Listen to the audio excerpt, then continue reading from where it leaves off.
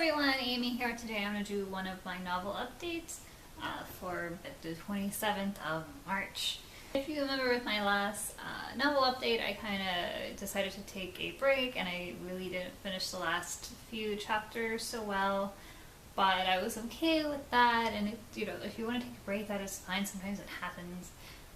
So I took my break and then I printed my novel out. And here it is, Oolong and Newsies by Amy Tasukada, available sometime in the future.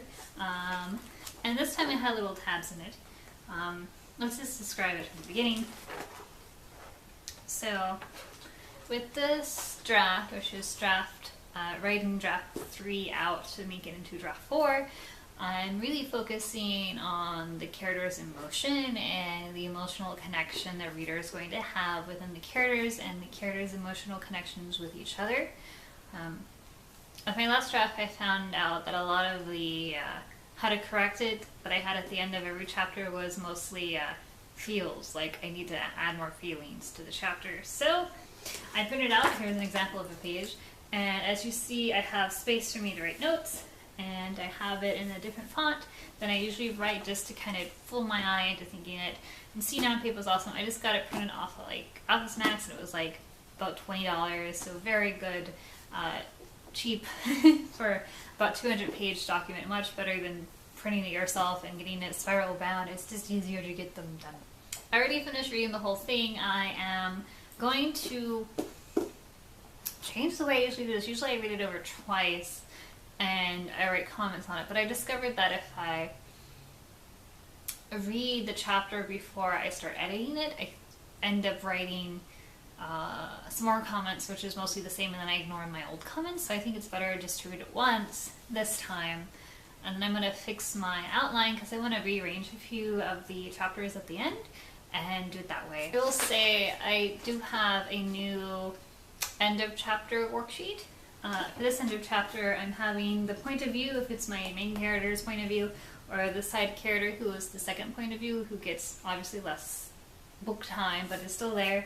I put the emotions at the start, and then I have the emotions at the end, because it's very important that your character's emotions at the beginning are not the same as at the end of the chapter. That way it has some kind of change, and it's always propelling the story forward in some way. Anyway, so we have the emotions at the start of the chapter, and then the signs of emotions. I'm going to use the Emotion Thesaurus, which is probably the best book on emotions ever. If you haven't, if you don't have this book, you need to buy it. Like, there's no, no, you just need to buy it because it's awesome.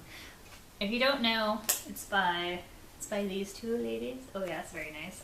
Lots of emotions. You can go, like this one's disbelief, and it has just a quick definition, some physical signs of different, some physical signs of feeling, disbelief. Mental response, causes of acute or long-term disbelief. This may escalate to, and then cues of suppressed disbelief. So these are really good kind of tips. I put 3 lines there. I am not going to use all 3 lines just because it'll make my reader bored. Like, really, he's going to do all 3 things with that emotion. I'll probably just pick 1. And it's kind of more of a reminder to myself that my character is in this mood at the beginning. I need to show to exposure because, again, this draft I'm focusing more on the emotional aspect of all my characters. So I put the signs of the emotion, and then what my character is worried about, which my kind of action-y, romance-y, drama, yakuza stuff, my character is going to be worried about a lot of stuff. And then my relationship towards the other MC, because this is a action romance mafia book, my 2 characters, Nao and Sahun, are gonna fall in love and all that crazy jazz. So I need to put what my characters are feeling towards each other at each moment, because again, I'm focusing very heavily on emotion and the emotional impact with this draft. So with that, working a bit more on my previous edits I did, and vlogging has really helped me figure out how I write. I learned that I need more time than just a chapter a day to do my stuff, and since this one is a very heavy edit, I'm going to try to make everything pretty. This is the time where I'm making things pretty. So because of that, I've given myself about 2 weeks per every 10 chapter. The ending chapters, which I know need more help, I gave even less. So I think this one has 8 chapters and this one has 7. And am starting in the middle of the book. I'm not starting over with chapter 1. I'm starting from chapter 20 to 30 gets 2 weeks. Chapter 31 through 38 gets 2 weeks. Chapter 29 through 45 gets 2 weeks. Chapter 1 through 10 gets 2 weeks. And chapter 11 through 19 gets 2 weeks. I think this is a bad habit that you always want to start at the beginning and then work your way through with each and every single draft. And that causes your beginning to be really awesome, but usually people burn out towards the end, or they don't put as much effort in. You're always very gung-ho at the middle, so establishing different starting points with when you work on your draft really helps you to spread that gung-ho feeling around everywhere. Yeah, so right now I'm gonna I'm gonna rearrange my outline. It's really old and I want to flip some things around, and I think getting the character's emotional involvement attached more will help with this, because after I read it the first time, I want to split some things up and move things around just to make it more emotion. I know Camp NaNoWriMo is going up, and I know a lot of my writer friends are doing it. Are you doing it? I would like to know.